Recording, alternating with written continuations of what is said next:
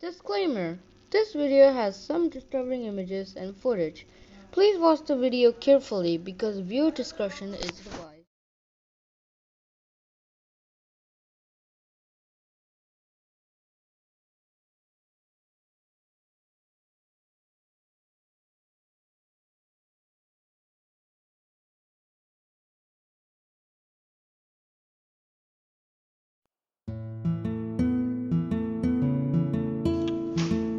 Terrorist bombing can cause any disaster. It could be a building, factories, buses, and trains. But sometimes it could be aircrafts. As guards, securities, and marshals should double check the plane before it takes off. But this contract will take $10 billion to International Aviation Organization because the government has decided to do it. But they have to pay $10 billion or more than that. Ever since in 2020, no terrorist bombing is happening. However, something happened after Air India Flight 182 was exploded because of a terrorist attack or bombing in 1985. But 3 years after the incident, another bombing happened right before 4 days of Christmas. This was even worse than that.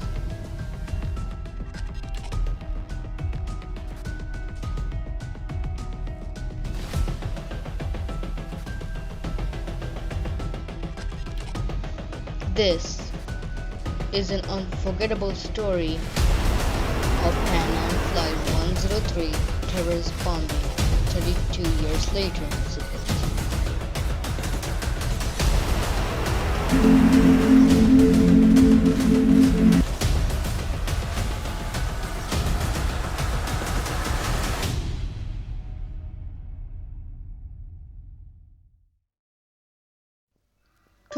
December 21, 1988. It was a very nice day.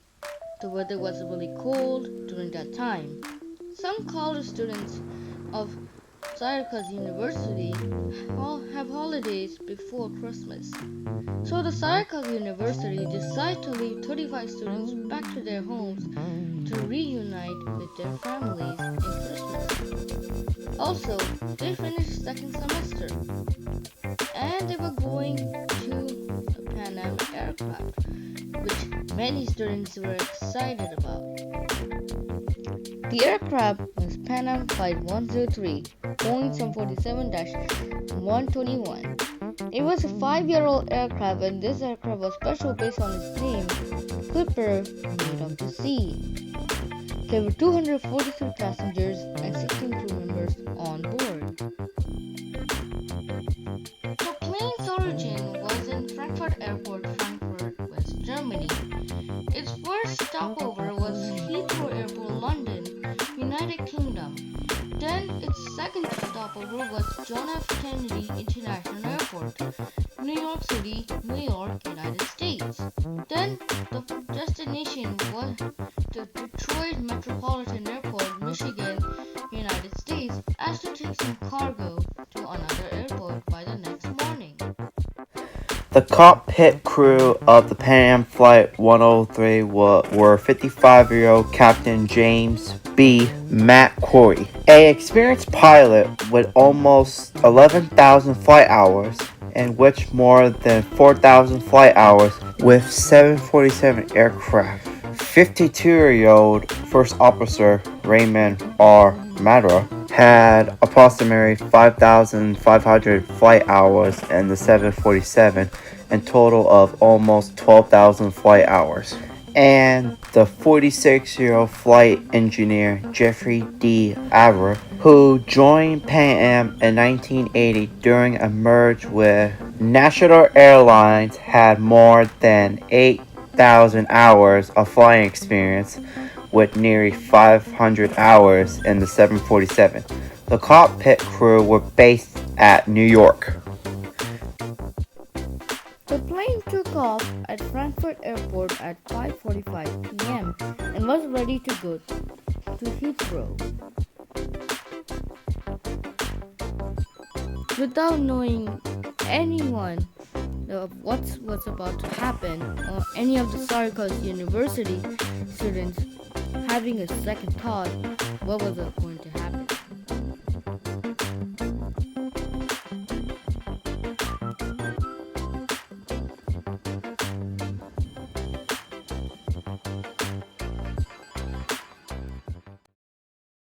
2 hours later, after taking off, the captain noticed on its plane's weather radar that there are some thunderclouds.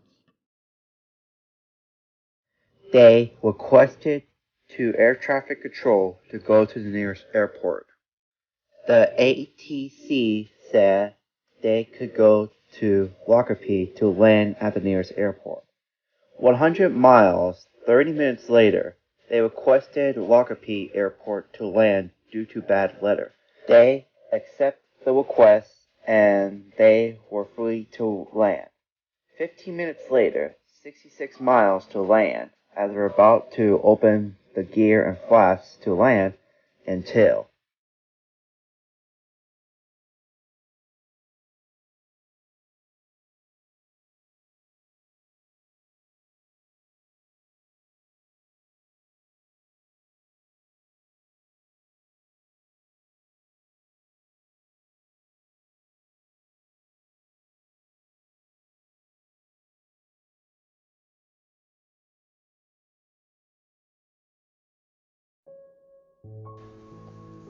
The plane explodes at the head of it, causing the fuselage of the plane breaks into 3 pieces, and it went all the way down to a town of neighborhood, causing a big ball of fire.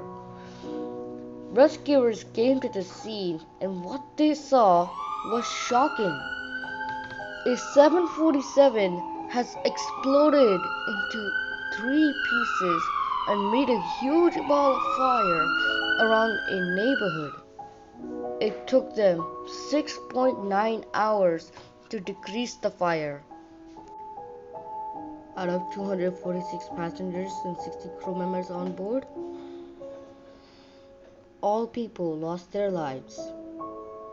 11 people died at the neighborhood as well, causing 3 houses to be destroyed. This became the second worst bombing disaster in aviation history. Similar to the accident was Air India Flight 182. It also exploded in 5 pieces of the fuselage in 1985.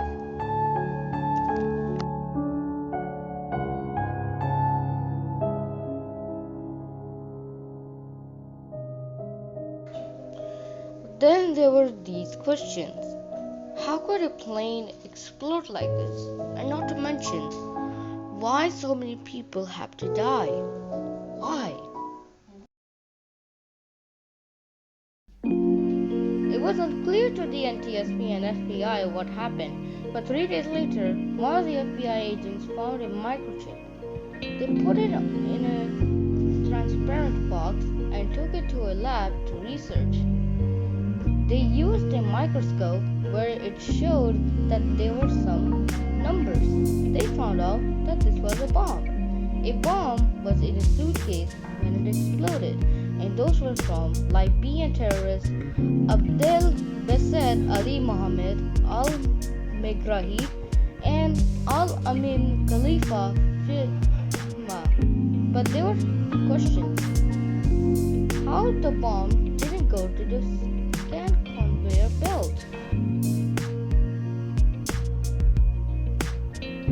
Well, basically, they added a plastic and covered some clothing so that the bomb won't be visible shown in the scan.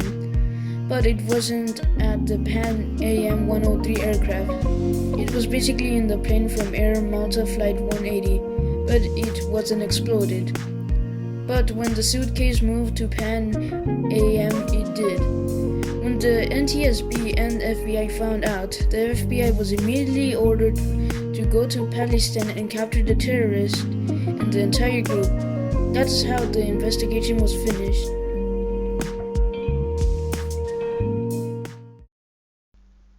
In the end, the entire terrorist group got sentenced to life in prison for detonating the bomb and the murder and manslaughter of all 246 passengers and 16 crew members on board. As for the Boeing 747, it was scrapped.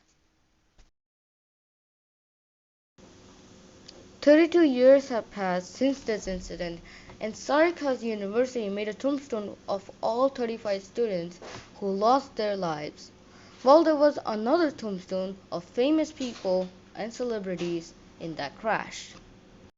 The UN Commissioner on Namibia, Brent Carlson, he was about to attend the signing ceremony of the New York Accords of UN headquarters of the following day. James Fuller, the American automotive executive who worked at Volkswagen Motors, he was about to go to United Kingdom for an interview. An Irish Olympic sailor, Peter Dix, and rock musician Paul Jeffries. Rest in peace to all of the notable passengers and students. And the Pan Am Flight 103 kind of reminds us, we all hope that this incident will never be repeated. Hey guys, this is me, BNSFtrainfan 187. I hope you enjoyed the Pan Am Flight 103 incident. Now before this video ends, I would like to thank Railfan Train Productions and NCDOT Railfan Productions to help me doing as audio, and I would like to thank my sister for the simulation. I fly the plane, but my sister was filming during that time, and she sent me to on Google Drive. So yeah, hope you guys enjoy the video. Shout out to everyone who helped me in this video. But I hope you guys are having a really good holidays, and I just want to say thank you so much for all the support, and we're 10 more subscribers away to 100 my sub goal. So please help me out to reach 100 subscribers. Thank you so much, and I'll see you guys in the next documentary. Goodbye. In the ashes of morning, the darkest night, when the call of the bluebird fades, I listen for the whispered melody of your poetry on the page.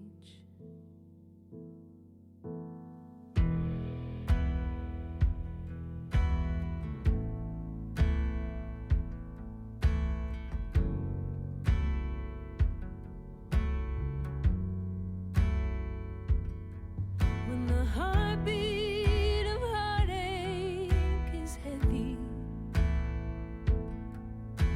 and weariness adds to the weight, I think of you and everything you gave, so I could feel the rain, the roots beneath my feet, the thread that runs through me is all the peace I need.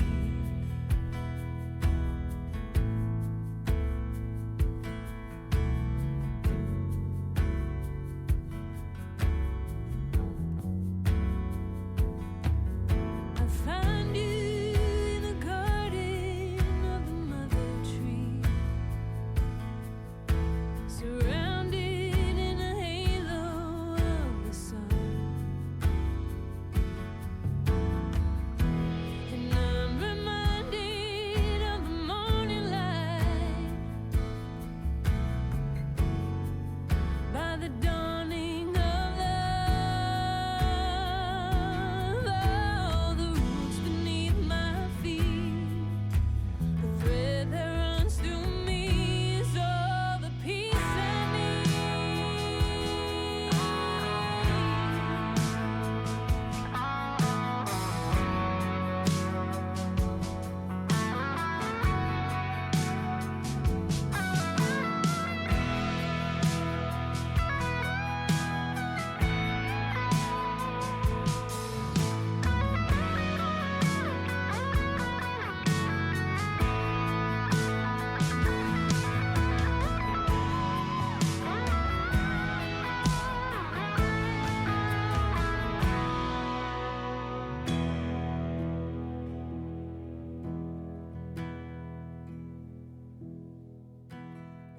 roots beneath my feet, the thread that runs through